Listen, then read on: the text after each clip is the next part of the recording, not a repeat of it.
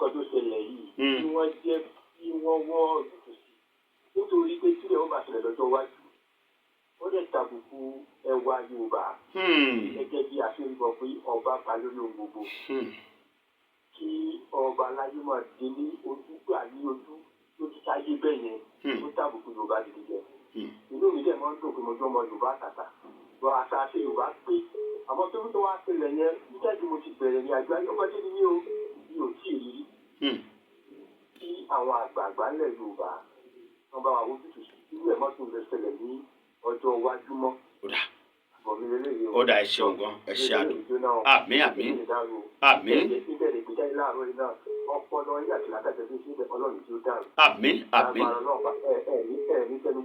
àmín àmín àmín ẹ ṣeun gan ẹ ṣe àdúpẹ́ lọ́wọ́ yín àwọn kan tiẹ̀ pé àwọn àgbààgbà nílẹ̀ Yorùbá ṣàkíyèsí ni pé káwọn àgbààgbà ó má sùn wọ́n ní ẹ jí níbi ẹ sùn sí ẹ ló ẹ kú ojúmọ́ ṣá ẹ kú ojúmọ́ mà ẹ kú ojúmọ́ ìyá wa o.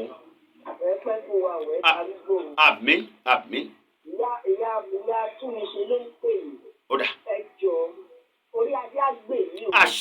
Àṣẹ wá. Ẹ ní ṣìṣe ẹ̀jẹ̀ ní sọ̀rọ̀. Àṣẹ. Ṣé ẹ rí àwọn lọ́balọ́ba wa ní Nàìjíríà yìí? Ẹni kan rìváìsì kan padà sẹ́yìn kan lọ tún èrò ara wọn rò.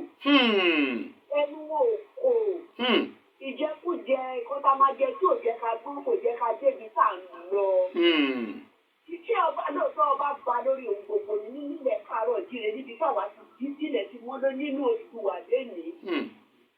Ọba kan gómìnà kan lè pàṣẹ kọ́ba kan kó kúrò nílùú àkínlójé. Ẹni ọba ẹ lọ tún ara yíro ẹ lọ wẹ̀ ní ewu níwò ẹ wo nǹkan tó ṣẹlẹ̀ kẹ́ pé ayíjọ kẹ́ bára yín sọ̀rọ̀ òtítọ́ ọ̀rọ̀. Orí Adé apẹ́ lọ́wọ́ ní ìrùkẹ̀rẹ̀ apẹ́ lọ́wọ́ àṣẹ wá àṣẹ tún Nàìjíríà yìí ṣe lé ní àtọ̀rọ̀ ní Olúwa túnṣe fún àṣẹ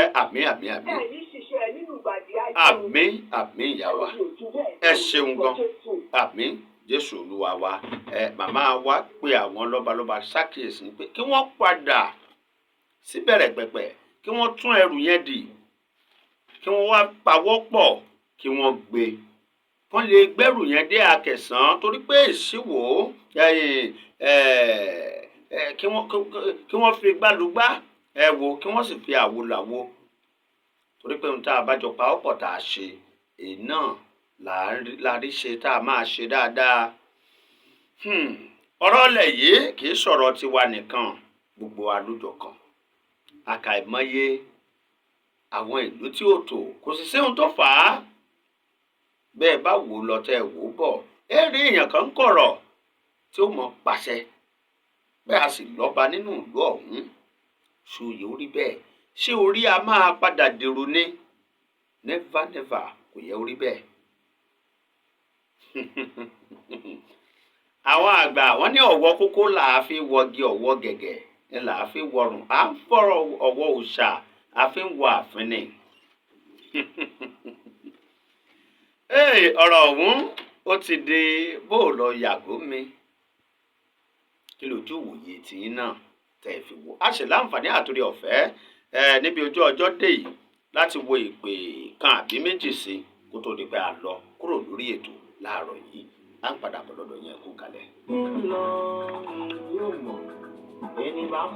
sọ̀rọ̀ wá fún yín kó fọwọ́ wọ̀ wọ́n.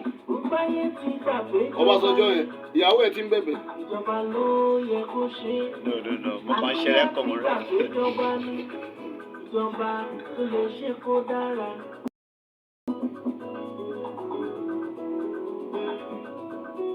Ebi ọ̀rọ̀ ọlẹ̀ yìí dé yìí àwa náà ti gbọ́tàn díẹ̀. A ti rí àwọn ọba aláyé ńlẹ̀ Yorùbá yìí rí ajáwo níwà ọ̀rọ̀ burúkú tó ń tẹ̀ rí ajáwo ní ń gbó yẹn ẹni ọ̀hún sì gbó tó fi kú. Bá a bá ní o máa ṣègbọ̀nsẹ̀ báyìí ńkọ́ ó sì ń ṣègbọ̀nsẹ̀ wọ́n kàn ní bá a bá ní ọ̀dà ẹ wo bàbá wa Hubert Ògúndé kí bàbá tó kú wọ́n ní Yorùbá rororo bí iná orí Yorùbá ronú Yorùbá ronú ẹja ronú ká pe àrò àti ọ̀dọ̀fínú wa. A nílò láti ronú ká lè dìde níbi àṣubú sí. Bá a bá fẹ́ jọba láyé àtijọ́ ó láwọn ètùtù èyí tí wọ́n ń ṣe. Wọ́n kọ́kọ́ gbé fájànlẹ̀ iwájú ifá ọpọ́n ọgbọ́ ẹ̀yìn ifá ọpọ́n ọgbọ́ olùmúlọ̀tún olùkànnà lósì iwájú ifá ìta ọ̀run. Bó bá ti rí ni owí má fèrè pebi má fibi péré má fòlòlò fọhùn. Àwọn awo èmi ọ̀gbẹ̀rì ìwàjà ifá sì sọ̀rọ̀ ọ̀yá lágbájá ni ọmọ òye tí wọn ò sì ní bàátì ìlú arójú aráyè. Kò ní sẹ́nikẹ́ni tí ó lè nà ká àbùkù àbí pé ìwọ tọ́lọ́ba ni tí ò ní sírú ẹ̀. Ẹ̀yin àgbààgbà ńlẹ̀ Yorùbá ẹ̀yin orí adé èmi ò tàbùkù sórí adé o. Àwa náà jáde láti ilé aládé àbí ó dáa nírè jù báyìí lọ láàárọ̀ yìí. Oníwàtíwí ẹlẹ́yìn ti sọ tiẹ̀. Ẹ̀yin àgbààgbà ẹja ṣe àtúnṣe. Ẹgbẹ́ Afẹ́nifẹ́re ẹ̀yin dà. Ẹgbẹ́ tí í ṣe ti ọmọ Yorùbá ẹ̀yin dà. Ẹ ṣàtúnṣe bí ó yẹ ẹ ti ṣàtúnṣe. Ọpẹ́ pàtàkì lọ́wọ́ gbogbo àwọn tá a jọ ṣètò láàárọ̀ yìí. Ọlámídé Ògúndélé ó wà nínú ilé agodo. Olúwatóbi òun náà ń bẹ mí bẹ́ẹ̀ ni Joseph òun náà wà níbí. Joshua ọmọ alálẹ̀ ìyàjọ wà níbí ni tá a jọ mú ètò ọ̀hún wá sí ti ìgbọ̀nyìn láàárọ̀ yìí.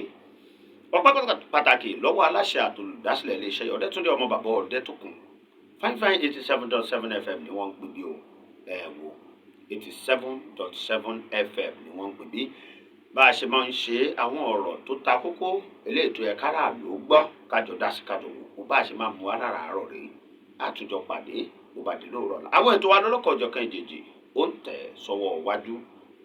Títí dìgbà míì tá a pàdé Dr. Moruf Oníyìdé èlò ọkọ̀ mi. Má gbàgbé bí mo máa ń sọ pé èèyàn kan ò ní tají ìpẹ́ kó má gbowó òkúta kí fowó ẹ̀kún káfẹ́ra jẹ̀rín láíláí fàbàdà. Gbogbo ohun tá a bá ṣe lénìí ọ̀rọ̀ ìtàn ni ó padà dà tó bá di lọ́la ògbélé ayé kò sí dáadáa. Títí dìgbà míì ọ̀hún bye for now.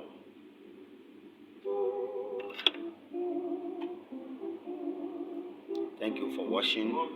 Thank you. Follow me, like and share my program. Thank you. I really appreciate you. I appreciate you all.